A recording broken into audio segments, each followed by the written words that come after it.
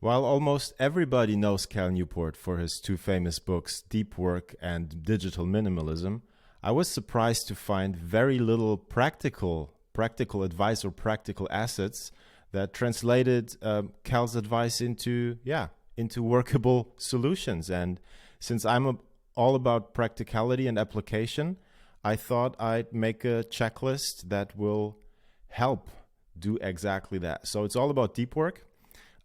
First of all, I'm going to pick my task that I want to do the deep work on. This case, I would say, since I've recorded this video already, this would be the 5. This is the most important task. We're going to do the next one, which would be the planning and scheduling of the next week. All right, I've set everything up in the way that I have my checklist on the left side and my day for today or my daily task on the right side. So if you haven't seen it already, my other video on the shutdown ritual is the reason why I've put this first step, -1, into brackets, where it's all about finishing the right way. And having a tidy workspace is part of the ending ritual, of the finishing ritual. Therefore, I have done that one already. Otherwise, you'll see here, it's all about having an empty physical space and having a fresh mind to start with. We're going to continue with the next one, ramp up the deep work session, which is even a minor checklist within this checklist, just making sure that I have my water ready, that I've been to the toilet, that I'm able to have all of the things ready so I can start. Been to the toilet, glass of water, devices are charged. The room has seen some fresh air. The temperature is fine, so my fingers aren't too cold. The door is closed, so there's nobody coming in. The lighting is good, so I don't have to even leave my chair to set up or to turn on the lights or anything when it's getting darker or something like this. And the coworker or spouse, whoever could distract you, maybe the children, the dog, whatever. Well, you can't inform the dog, but you can close the door at least. Basically, it's all about being sure that you won't have to leave your desk or your chair for the deep work session. And I have done all that. So let's continue. By the way, as I said, we're going to work on the next week. And we're going to continue with that when we move to this one. So plan, get clear on the outcome. This is the actual step 1, I would say, where you begin doing something. And that is answering the question, what does the end result look like? In my case, planning, scheduling next week means that I have time blocked my calendar, right? I've written down, or rather scheduled, all appointments, looked through important tasks, and know what's going on. Feeling of control, right? That's what's happening. And I do have a checklist. So for example, I'm going to pull this in here real quick, where I have a checklist, or maybe it's a template for weekly planning. Exactly, that's the one. I'm going to detach it, and that's the one I'm going to use. It's a bit more extensive. I'm going to make a video on it if you're interested, where it's all about a checklist on how I plan my week. I've put this in here already, so I know what I'm going to do, and therefore I can tick off what I know what the end result will look like, and I don't have to work backwards in this case, but other times, as you've seen here, it's important, or it's valuable if you think what the end result looks like, and then you'll see the steps to get there. Yes, so that's pretty much it. Get only the necessary resources ready.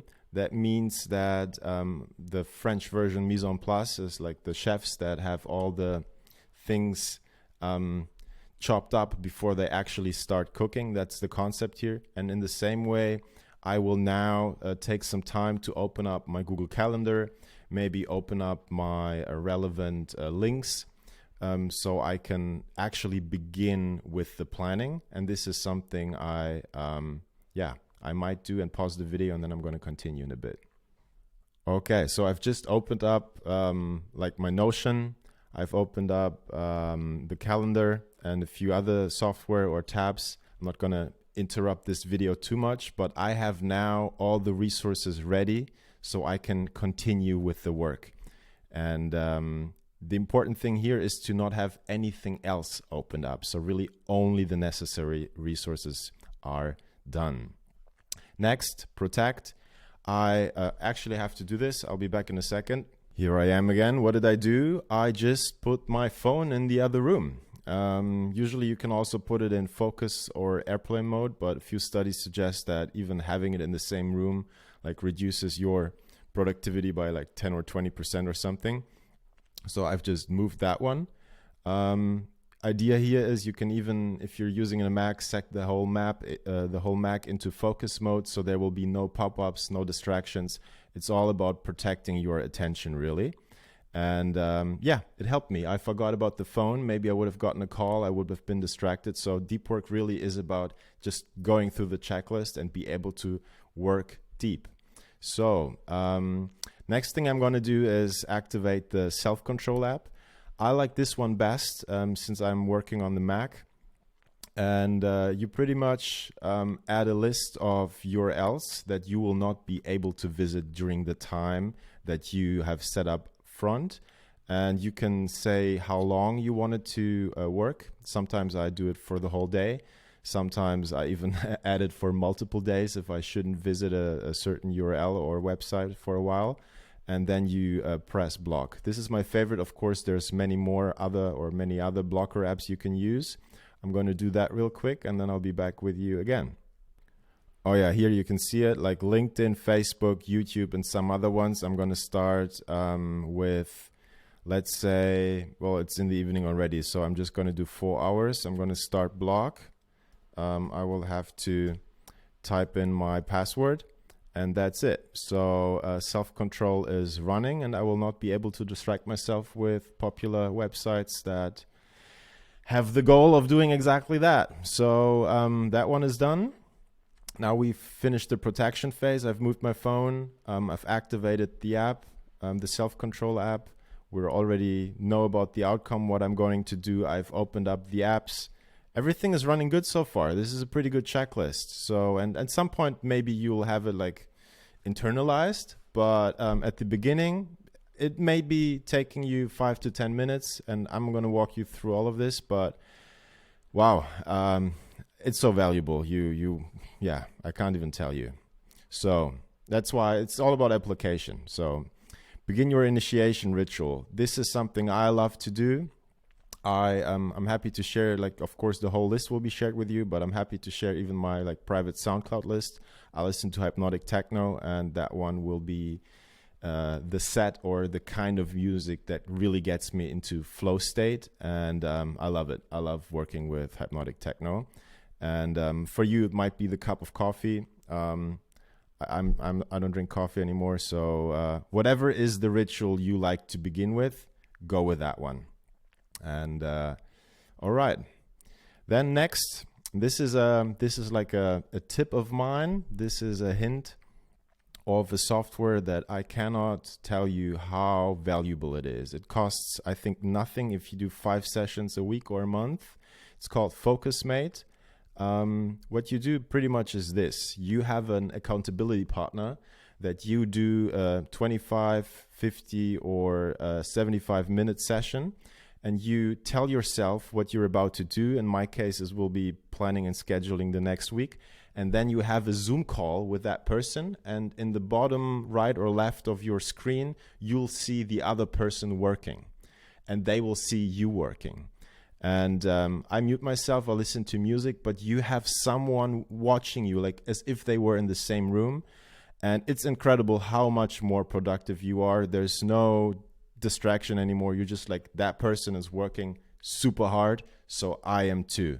And yeah, this is one of my favorites. I don't do it that much anymore because I have another way of working now. But if there's something, actually, I want to do it today again. So I'm going to do that in a bit. I'm going to skip that one. The other solution, what I typically go for, is this timer.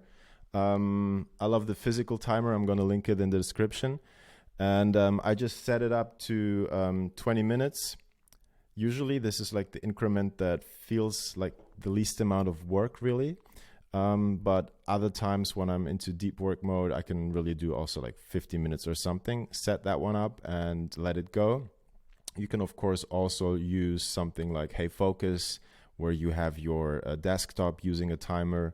There's like Pomodoro or Marinara, which is the same. Toggle is a known one. But I like to separate it from my screen, so there's no like timer or running, but rather I like to have it in the physical world. That's just my style.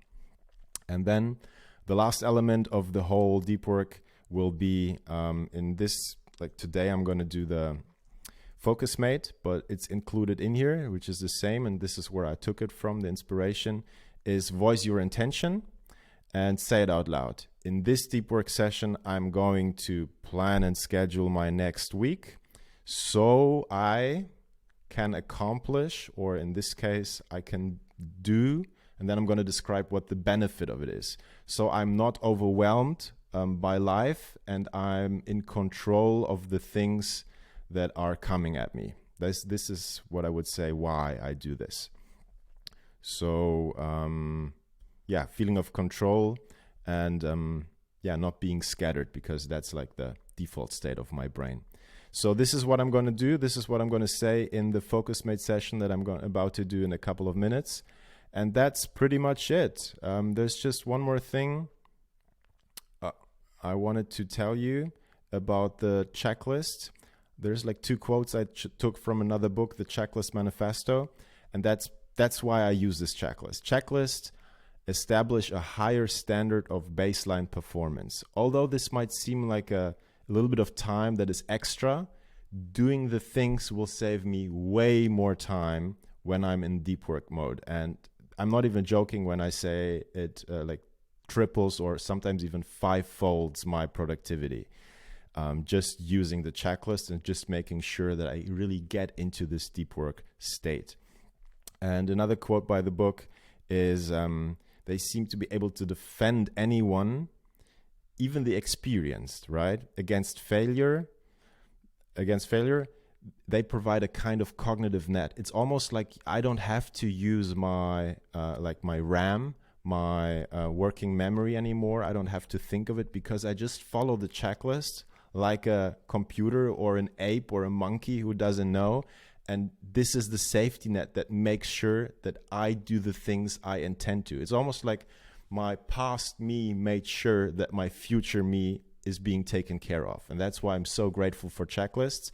And yeah, Workflowy being the perfect tool for it, of course, is where I apply it. So they catch the mental flaws inherent in all of us, exactly. Flaws of memory, attention, and thoroughness.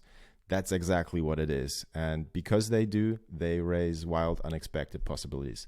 I'm super happy about it. I love Cal Newport. I love the books. I love Workflowy. And I love the checklist that I've created. Of course, this is something personal, so feel free to have a look at it. Feel free to copy it into whatever tool you're using. And yeah, begin using it. Begin to applicate it. To apply it. And yeah, that's it for today. There's one more cool thing because I wanted to share. I'm using the actual task that I tick off, and then at the end of it I will maybe delete the whole checklist. The other thing is a video by Kyle, who's also a Workflowy user, that I'm going to link here, and he has a different system of going through checklists that I also liked. So yeah, I'm going to link it somewhere around here. If you like videos like that, feel free to like and subscribe, and I see you very soon in the next one.